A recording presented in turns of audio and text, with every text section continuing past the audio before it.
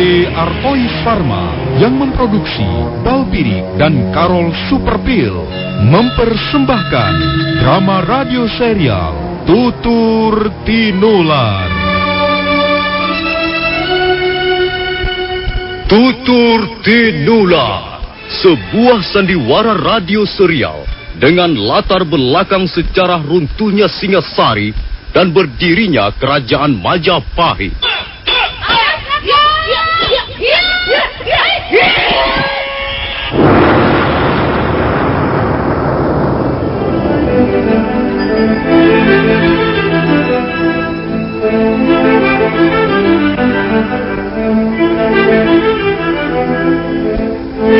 Naskah ditulis dan diolah oleh S. Tijab. Hiasan musik dan sutradara C. Ispriyonoka. Kali ini mengetengahkan episode ke-22 dengan judul Gelapnya Malam Tanpa Bintang.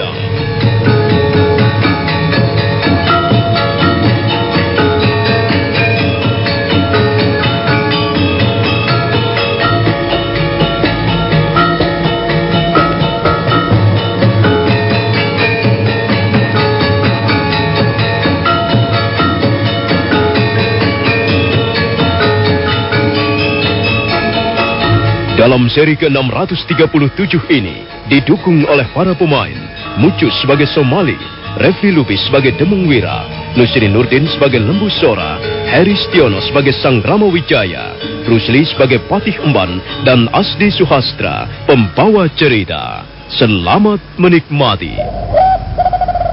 Nyi. Apa? Aduh, jupukno pacul. Apa arit kae nyi? Nggih napa to Ki? Kerokan. Alah, wong warok kok masuk angin. Wah, apa ora oleh? Nek masuk angin kedahe nggih kerokan. Ah, bener to? Ning kuncine. Kerokan kok nganggo kunci. Kuncine balpirik kayu putih. Niki balsem khusus kerokan. Ora pliket, ora bakal adem, angete penak. Wis, gek ndangi. Kerok ono nyi. Balpirik kayu putih, balsam khusus untuk kerokan. Aroma minyak kayu putihnya sangat terasa. Balpirik kayu putih dengan formula baru. Tidak lengket, tidak dingin, dan hangat terus. Toh, orang lomo ane nyi. Nggih. Balpirik kayu putih pancen hebat. Pun boten masuk angin. Angine minggat. Balpirik kayu putih, balsam khusus untuk kerokan. Produksi Artois Pharma. Toh. Balpirik kayu putih pancen hebat. Angine minggat.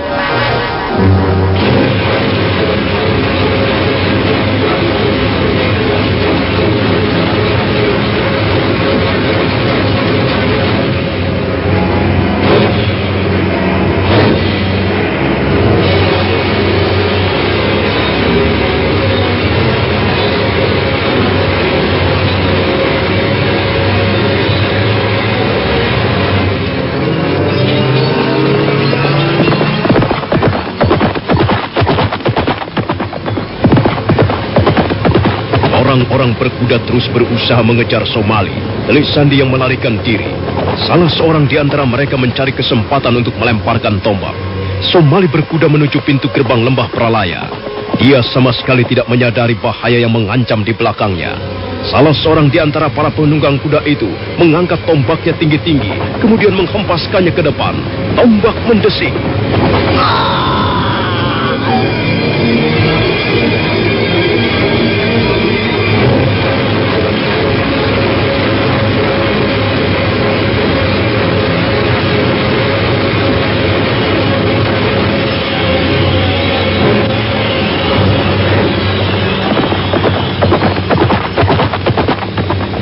Somali masih berusaha bertahan duduk di punggung kudanya.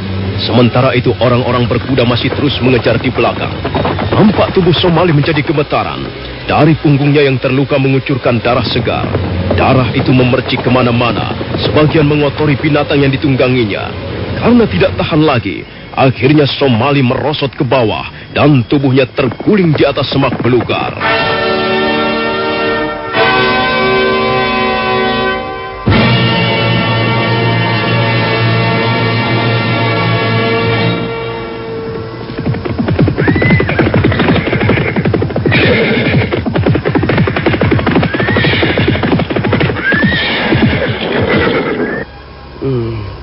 Nampaknya dia sudah mampus.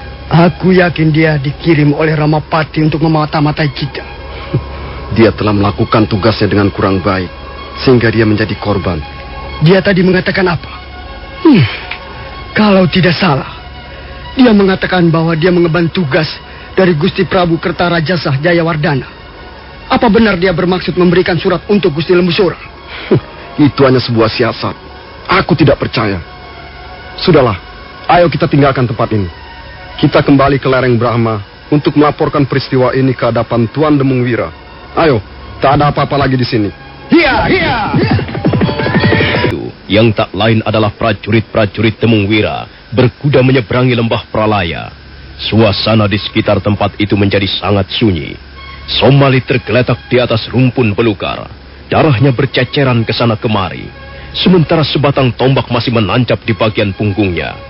Dan tidak jauh dari mayat Somali, selembar daun rontal nampak terselip di antara rumpun ilalang.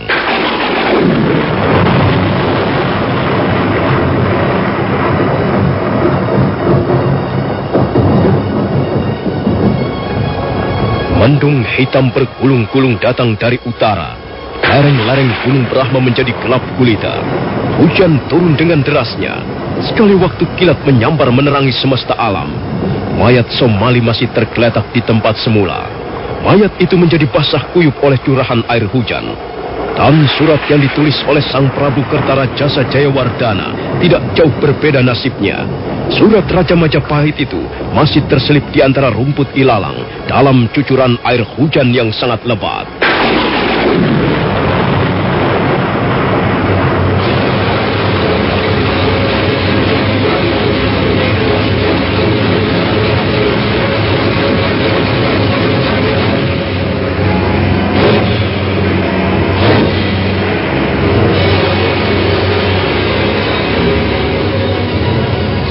Berapa orang semuanya yang terbunuh, prajurit?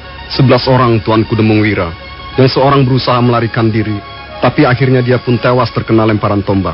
Apa kira-kira tujuan mereka datang ke desa Antahpura?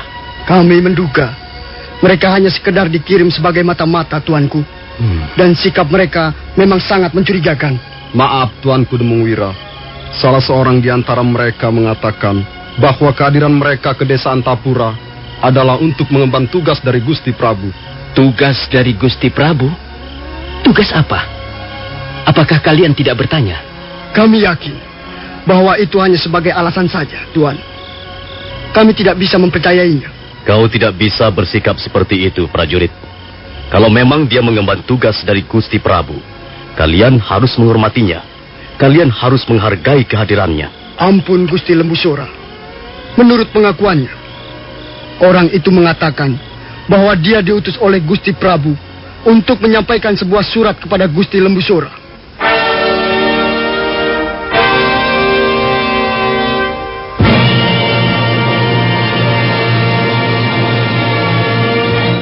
Apa yang baru saja dikatakan oleh prajurit itu sebenarnya tidak ada yang aneh. Tapi seketika suasana menjadi hening begitu prajurit itu selesai bicara. Lembusura kelihatan menjadi gelisah. Prajurit, kau jangan main-main. Apa benar laporan yang baru saja kau sampaikan kepada kami? Benarkah Gusti Prabu telah mengutus seseorang untuk menyampaikan surat kepadaku? Kau telah berlaku sembrono, prajurit. Kau harus dicambuk karena kesembronoanmu ini. Sebentar, Demungwira. Aku perlu menanyakannya sekali lagi. Coba, berilah keterangan yang jelas, prajurit. Berilah keterangan mengenai surat dari Gusti Prabu Kertarajasa Jayawardana itu. Ampun, Gusti Lembusura. Memang benar. Salah seorang di antara mereka mengatakan bahwa mereka bermaksud datang ke lereng Gunung Brahma untuk menemui Gusti Lembusura. Selanjutnya mereka mengaku telah mengemban tugas dari Gusti Prabu. Dan tugas itu ialah menyampaikan surat ke hadapan Gusti Lembusura. Benar dia berkata begitu? Benar, Gusti Lembusura. Kau tidak berdusta? Kau tidak mengada-ada? Ampun, Gusti. Hamba berkata yang sesungguhnya. Demungwira. Iya, Gusti. Ada apa, Gusti? Persoalan surat ini harus diselidiki lebih jauh. Kalau memang Gusti Prabu telah mengirimkan surat kepadaku, aku menginginkannya.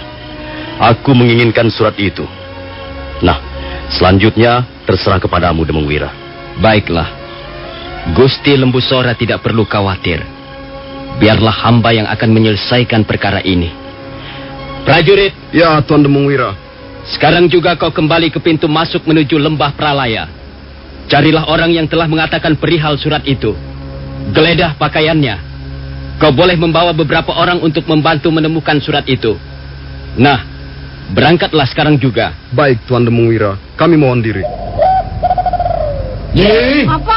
Aduh, jupukno pacul. Apa arep kae nyi? Nggih napa to, Ki? Kerokan. Alah, wong warok kok masuk angin. Apa ora oleh? Nek masuk angin kedahe nggih kerokan. Ah, bener toh? Ning kuncine. Kerokan kok nganggo kunci. Kuncine bal pirik kayu putih. Niki balsem khusus kerokan. Ora pliket, ora bakal adem, angete penak. Wis, kendang nyi. Kerok ono nyi. Bal pirik kayu putih, balsam khusus untuk kerokan. Aroma minyak kayu putihnya sangat terasa. Bal pirik kayu putih dengan formula baru. Tidak lengket, tidak dingin, dan hangat terus. Toh, orang lomo ane nyi. Nggih. Bal pirik kayu putih pancen hebat. Pun mboten masuk angin. Angine minggat. Bal pirik kayu putih, balsam khusus untuk kerokan. Produksi Artois Pharma. Toh. Bal pirik kayu putih pancen hebat. Angine minggat.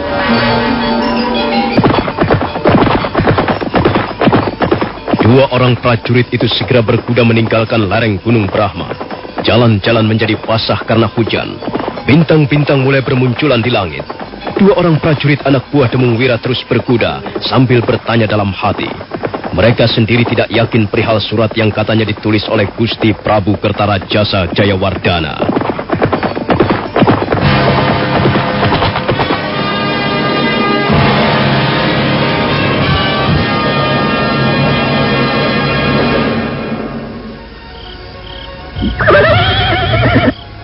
Inilah mata-mata itu. Lihat, dia masih tergeletak di sini. Ayo, kita geledah seluruh pakaiannya. Kalau memang dia membawa surat dari Gusti Prabu, pasti mereka akan mendapat pengawalan lebih ketat. Kita tidak perlu mengusut soal itu. Yang penting kita cari. Kalau memang dia membawa surat, kita pasti dapat menemukannya. Hei, lihat, aku menemukan ini. Apa itu? Sepertinya rencana kerajaan.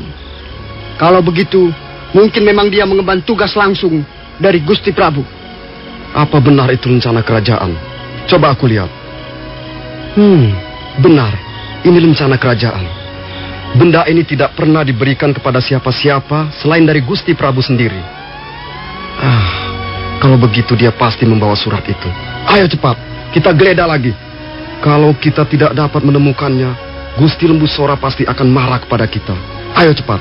Dua orang prajurit itu segera menggeledah dengan lebih teliti. Hampir seluruh pakaian Somali dibuka, tapi ternyata mereka tidak menemukan apa-apa. Dua orang prajurit itu kelihatan sangat kecewa. Di samping itu dia juga merasa takut. Tidak ada. Aku tidak menemukan surat itu. Mungkin dia terjatuh di jalan. Kalau begitu, ayo kita cari di sekitar tempat ini. Ayo.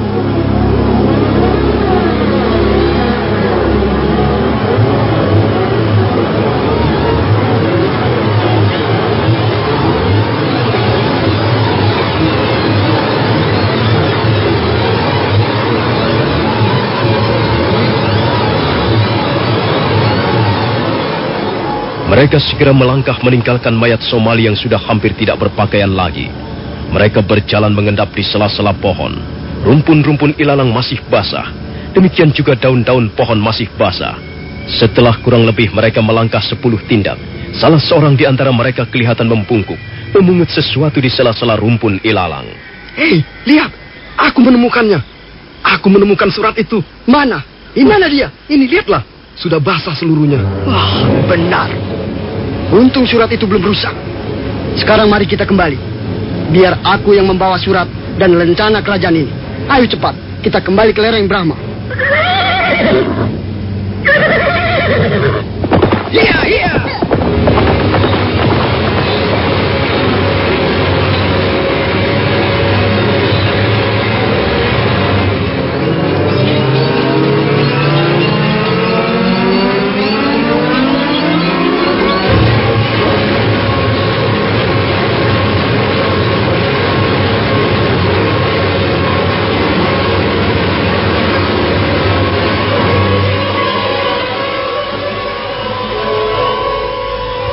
Paman Lembusora. Saya tidak tahu Paman sekarang berada di mana. Berbagai peristiwa terjadi susul menyusul. Majapahit masih belum dapat dikatakan berdiri dengan mantap. Roda-roda pemerintahan masih berputar dengan tersendat-sendat dan kadangkala goyah. Masih banyak hal-hal yang harus dibenahi. Bahkan sekarang ini semangat persatuan dan kesatuan para pucuk pimpinan terancam. Saya khawatir jika hal seperti ini, keadaan seperti ini tidak segera dapat ditanggulangi. Majapahit akan bernasib seperti Singasari ataupun Kediri. Beberapa waktu yang lalu, saya memang telah membuat kesalahan. Saya telah membuat keputusan mengenai perkara Paman Lembusora, sehingga Paman Lembusora dan keluarga terpaksa meninggalkan istana Majapahit. Dan baru sekarang saya menyadari kekeliruan itu. Saya tidak tahu apakah saya masih mempunyai kesempatan untuk memperbaikinya ataukah tidak. Mudah-mudahan saja saya belum terlambat. Paman Lembusora, Majapahit membutuhkan orang-orang yang jujur, orang-orang yang berani, orang-orang yang rendah hati, orang-orang yang mau bekerja tanpa diembel-embeli pamrih pribadi. Majapahit membutuhkan orang-orang yang berwawasan luas. Majapahit membutuhkan orang-orang yang berjiwa membangun.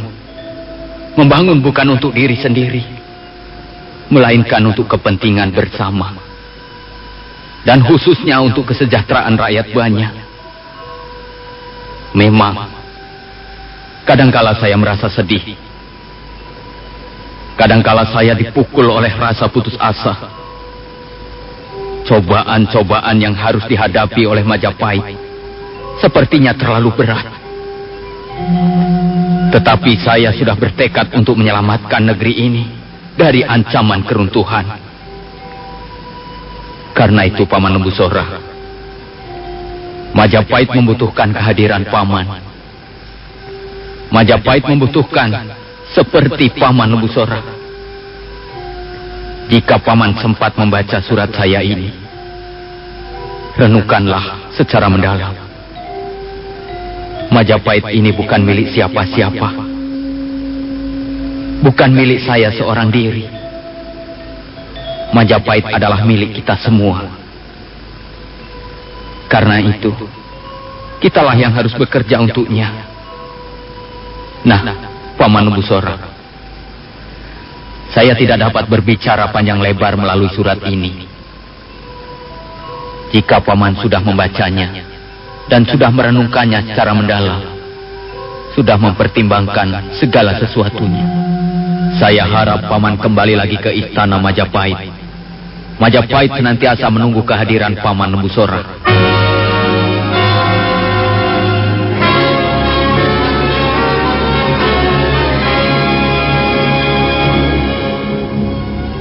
Bagaimana menurut pendapatmu, Demung Wira?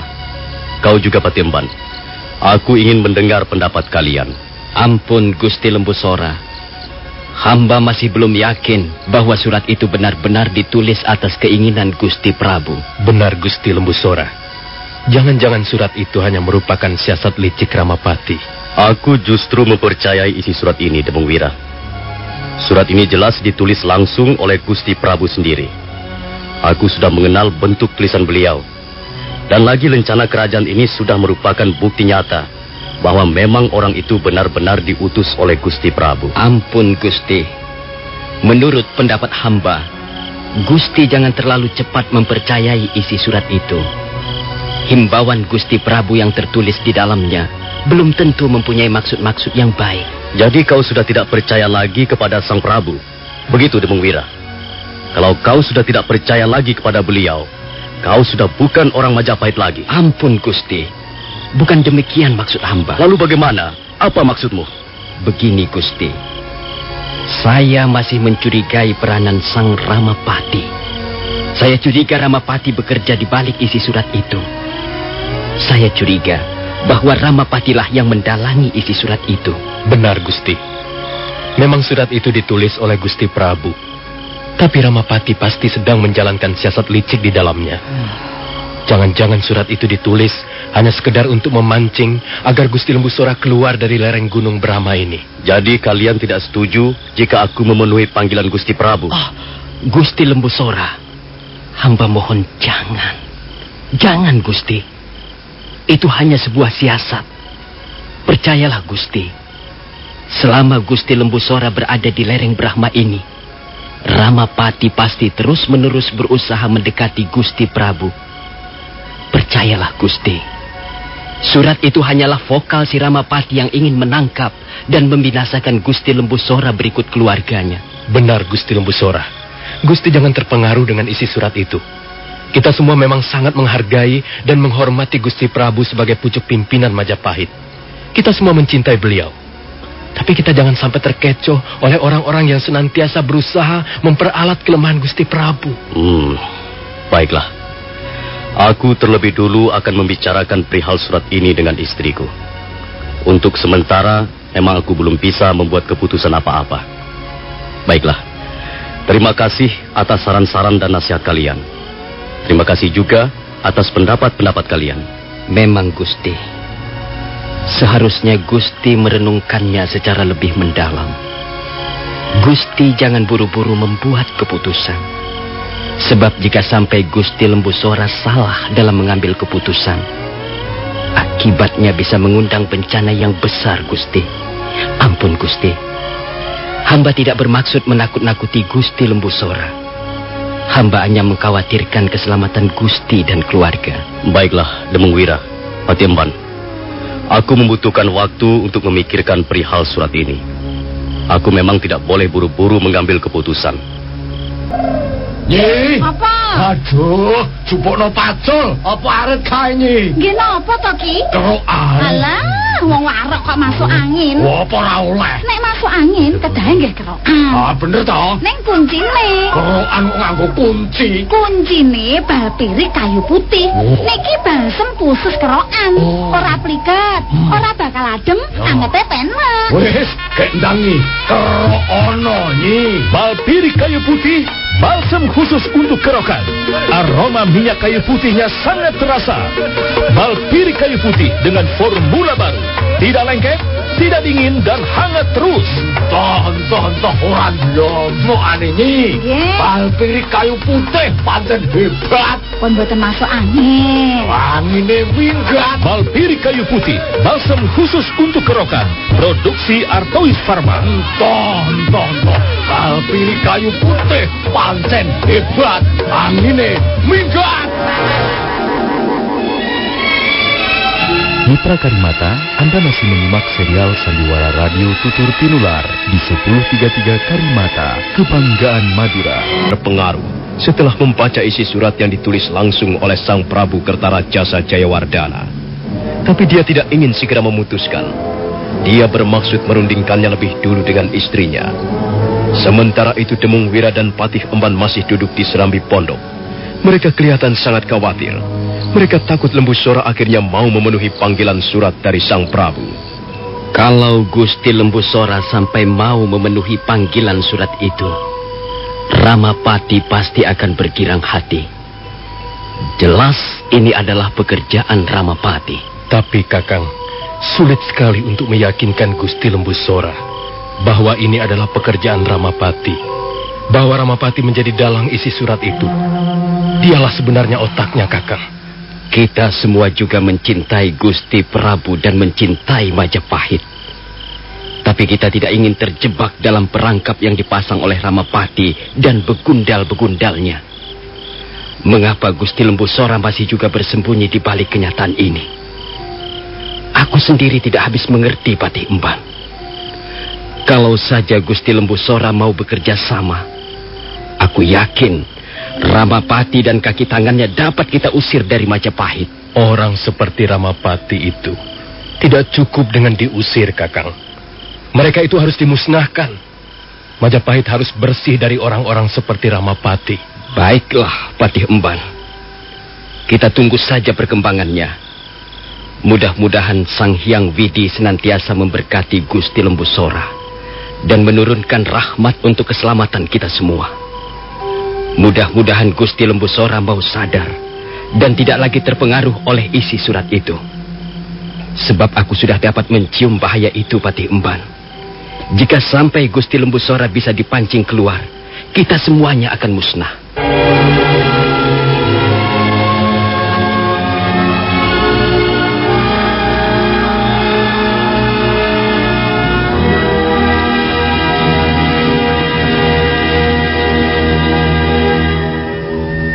Menurut pendapatku, benar apa yang dikatakan Demung Wira dan Patih Emban, Kakang.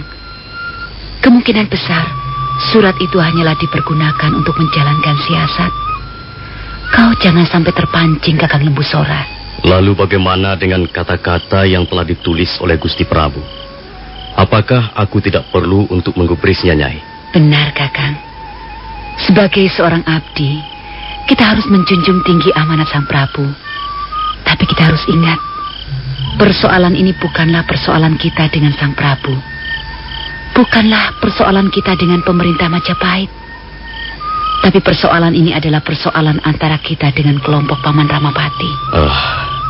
Rupanya kau sudah terpengaruh dengan jalan pikiran Demung Wira dan Patih Emban, Nyai. Bukan begitu, Kakang. Aku juga mempunyai penalaran. Aku juga bisa berpikir secara sehat. Kita mempunyai keluarga, Kakang Lembu Sora. Kita hidup bukan hanya berdua saja. Demung Wira dan Patih Emban juga mempunyai keluarga. Kita membutuhkan keselamatan.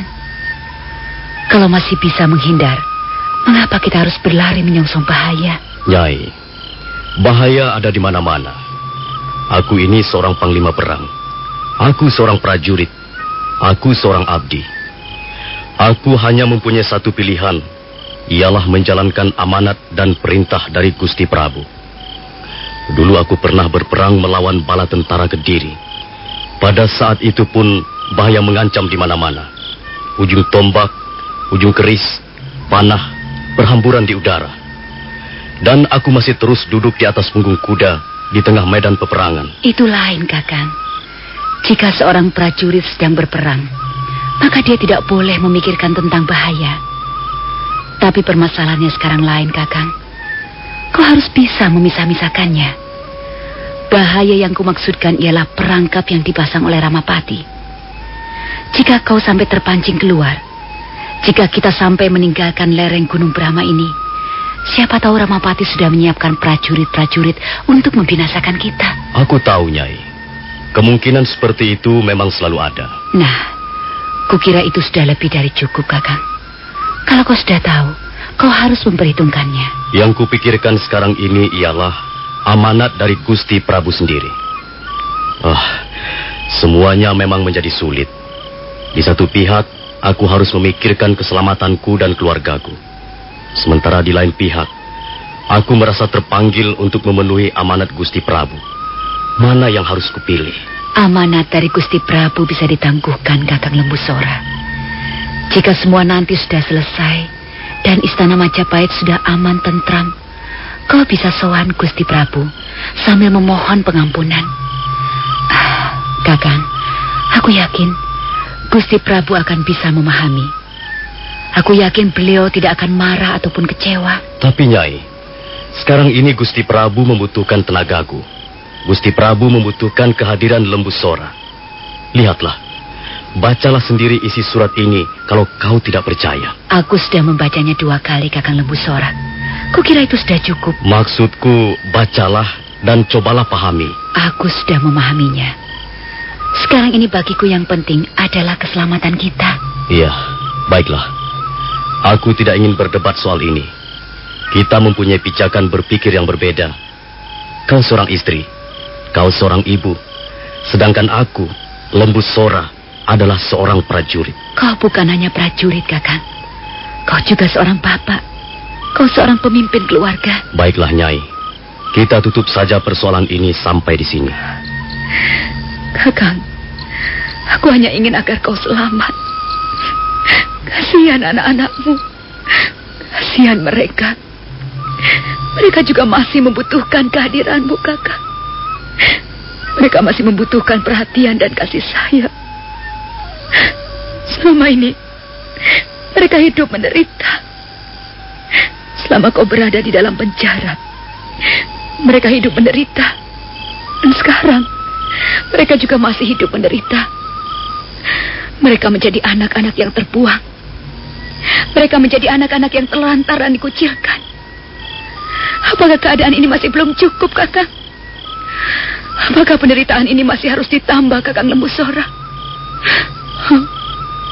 Kau jangan hanya memikirkan kepentinganmu sendiri, Kakang. Tengoklah kemari.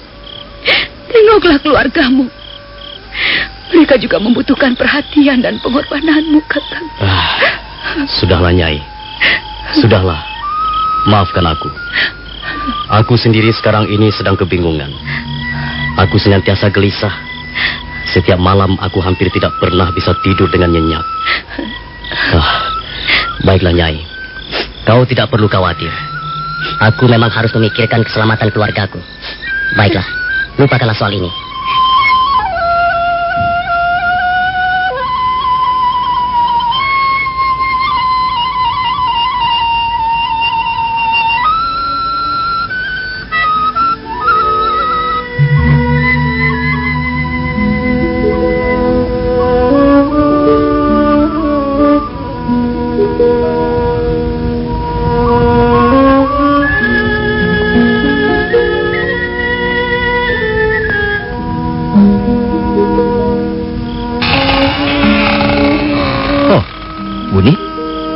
Ada apa?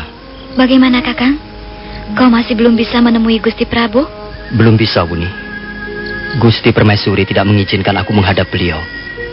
Katanya beliau masih belum sehat benar. Lalu, bagaimana dengan surat itu, Kakang? Menurut Gusti Permaisuri, memang Gusti Prabu menulis surat untuk Paman Lembu Sora. Tapi entah apa isinya. Gusti Permaisuri sendiri tidak tahu. Soal surat itu sebenarnya tidak begitu merisaukan, Kakang. Yang membuatku cemas ialah rencana Paman Ramapati. Aku yakin pasti Paman Ramapati merencanakan sesuatu di balik surat yang telah dikirim oleh Gusti Prabu. Aku memang harus menyelidikinya. Ya, sayang sekali. Sayang aku tidak bisa menghadap Gusti Prabu. Kalau saja aku diperkenankan menghadap, semua persoalan pasti akan menjadi lebih terang. Kalau begitu, sebaiknya kita menunggu saja, Kakang. Kita tunggu bagaimana perkembangannya.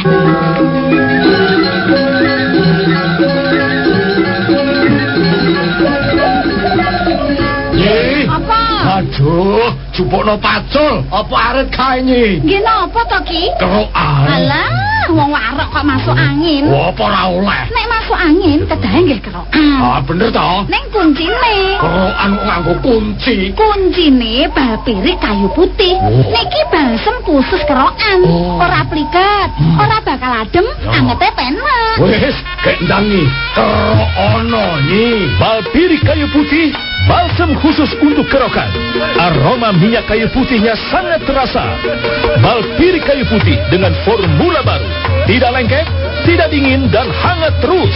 Toh, orang lomo ane nyi.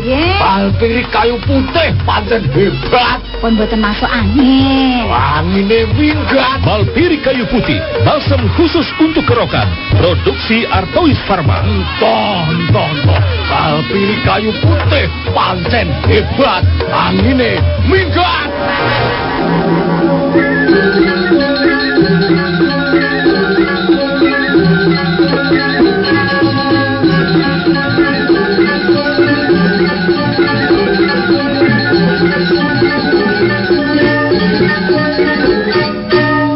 Bagaimana, Rawedek? Apakah belum juga ada berita mengenai Lembu Sora? Ampun, Gusti. Sampai saat ini masih belum ada berita.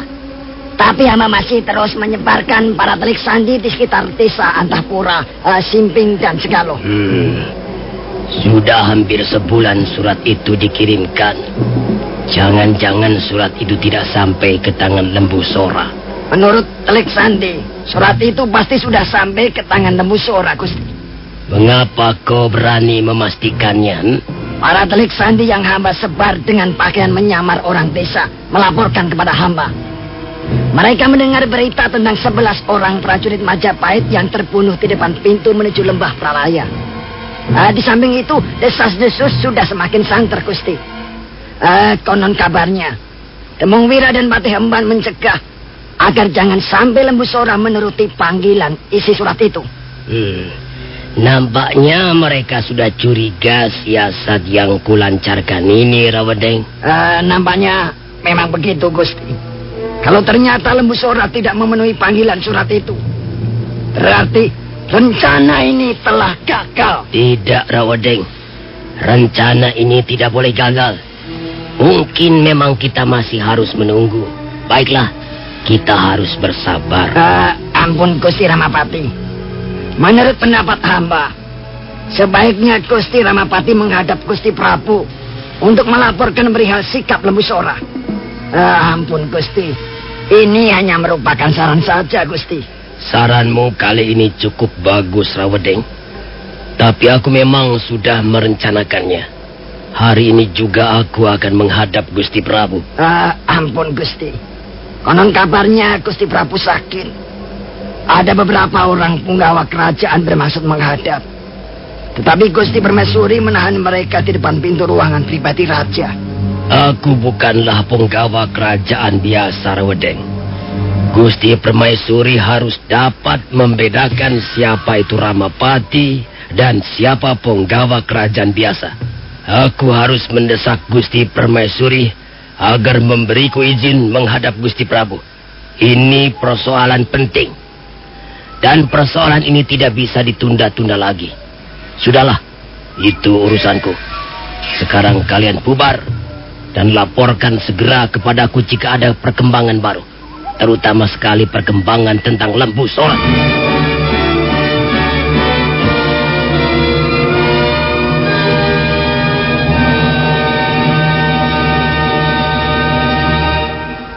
Maaf, Paman Ramapati. Kanda Prabu sedang sakit. Beliau tidak bisa menerima tamu. Harap Paman Ramapati tidak kecewa. Ampun, Gusti Permaisuri. Persoalan ini sangat penting. Hamba harus segera menyampaikannya kepada Gusti Prabu. Kalau begitu, katakan saja kepadaku, Paman. Nanti aku yang akan menyampaikannya kepada Kanda Prabu. Ampun, Gusti Permaisuri. Bukannya hamba tidak percaya kepada Gusti Permaisuri. Tapi persoalan ini benar-benar sangat penting dan gawat. Gusti Prabu harus segera mengetahuinya. Persoalan ini sangat membutuhkan kebijaksanaan Gusti Prabu. Dan hamba harus menyampaikannya sendiri ke hadapan beliau. Karena ada beberapa hal yang ingin hamba bahas bersama beliau. Ampun, Gusti Permaisuri. Bukannya hamba tidak percaya. Tapi kali ini hamba memang benar-benar harus menghadap beliau. Apakah sudah sangat mendesak, Paman Ramapati? Apakah tidak bisa ditunda besok atau lusa? Kemungkinan besok atau lusa, penyakit Kanda Prabu sudah menjadi lebih ringan. Ampun, Gusti Permaisuri. Hamba hanya membutuhkan waktu sebentar saja. Lagi pula siapa tahu apa yang akan hamba sampaikan ini nanti justru akan menjadi obat mujara bagi Gusti Prabu. Ampun, Gusti Permaisuri. Sekali lagi hamba mohon ampun atas kelancangan hamba ini. Kalau begitu, baiklah, Paman. Tapi benar ya, jangan lama-lama. Kasihan Kanda Prabu. Keadaan tubuhnya masih sangat lemah. Iya, ampun Gusti Permaisuri. Kalau misalnya keadaan tidak sedang genting seperti ini, hamba juga tidak akan mendesak Gusti Permaisuri. Mudah-mudahan saja penyakit Gusti Prabu segera sembuh. Baiklah, ayo ikut aku, Paman Ramapati. Terima kasih Gusti Permaisuri. Terima kasih atas pengertian Gusti Permaisuri. Mereka memasuki pintu ruangan pribadi raja. Sang Permaisuri segera mempersilahkan Ramapati duduk. Sementara itu nampak Sang Prabu Kertarajasa Jayawardana terbaring lemah di atas ranjang. Begitu melihat kehadiran Sang Ramapati, beliau kemudian bangkit perlahan-lahan. Putri Tribuana memapahnya. Ada berita apa, Paman Ramapati? Ampun Gusti Prabu. Hamba tahu keadaan Gusti Prabu sebenarnya tidak memungkinkan untuk menerima kehadiran hamba. Tapi hamba terpaksa, Gusti. Persoalan ini harus segera hamba laporkan ke hadapan Gusti. Dan selanjutnya hamba akan bertindak sesuai dengan kebijaksanaan Gusti Prabu. Apa persoalan mengenai Paman Lembusora? Benar, Gusti Prabu. Ada apa dengan Paman Lembusora? Apakah beliau sudah menerima suratku? Dan apakah Paman Lembusora sudah tiba di Majapahit, Paman? Ampun, Gusti Prabu. Nampaknya Adi Lembusora memilih untuk tidak memenuhi panggilan Gusti Prabu. Sampai saat ini belum ada berita bahwa Adi Lembusora keluar dari lereng Gunung Brahma. Begitu. Tetapi apakah suratku itu sudah sampai ke tangan Paman Lembusora? Ampun, Gusti Prabu. Sudah dapat dipastikan bahwa Adi Lembusora sudah menerima surat dari Gusti Prabu. Tapi sayang sekali, Gusti. Sampai saat ini Adi Lembusora masih belum menampakkan tanda-tanda untuk mematuhi amanat dari Gusti Prabu. Iya. Kalau begitu, apakah ada kemungkinan bahwa Paman Lembusora benar-benar bergabung bersama Demung Wira dan bermaksud memberontak terhadap Majapahit? Bagaimana menurut pendapatmu, Paman Ramapati? Ampun, Gusti Prabu. Sebenarnya hamba takut untuk berpendapat. Hamba sendiri merasa ngeri bahwa kemungkinan seperti itu akhirnya menjadi sebuah kenyataan. Tapi apa boleh buat? Kalau memang Adi Lembusora tidak bersedia memenuhi amanat dari Gusti Prabu, jelas itu merupakan bukti bahwa Adi Lembusora memilih sikap berontak. Ampun, Gusti Prabu, memang sebenarnya sangat disayangkan sekali. Iya, memang sangat disayangkan, Paman. Aku sebenarnya bermaksud baik kepada Paman Lembusora dan keluarganya. Kalau dia mau memenuhi panggilan isi surat itu, dia mau memenuhi amanatku, maka persoalan ini akan segera selesai. Aku bermaksud memberi ampun kepada Paman Lembusora. Dan aku juga menuliskan bahwa Majapahit masih membutuhkan tenaga seperti Paman Lembusora. Tetapi sudahlah, Paman Ramapati. Nampaknya Paman Lembusora memilih jalan yang lain. Kalau begitu baiklah. Kita juga harus menentukan sikap yang tegas. Apakah negeri ini akan runtuh ataukah akan tegak berdiri dengan gemilang? Itu adalah soal nanti. Tetapi sebuah pemberontakan memang tidak bisa dibenarkan. Baiklah, Paman Ramapati. Sekarang ini persoalan mengenai Paman Lembusora, Demung Wira dan Patih Emban. Kuserahkan sepenuhnya kepada Paman Ramapati. Kalau memang terbukti mereka bermaksud memberontak kepadaku, memberontak terhadap Majapahit, Paman Ramapati ku beri wewenang penuh untuk menumpas mereka. Ampun, Gusti Prabu. Sebenarnya memang sangat disayangkan. Mengapa hal ini harus terjadi?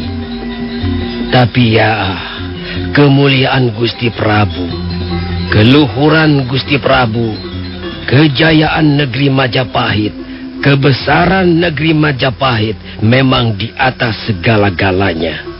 Baiklah, Gusti Prabu. Hamba tidak akan menyia-nyiakan kepercayaan Gusti Prabu.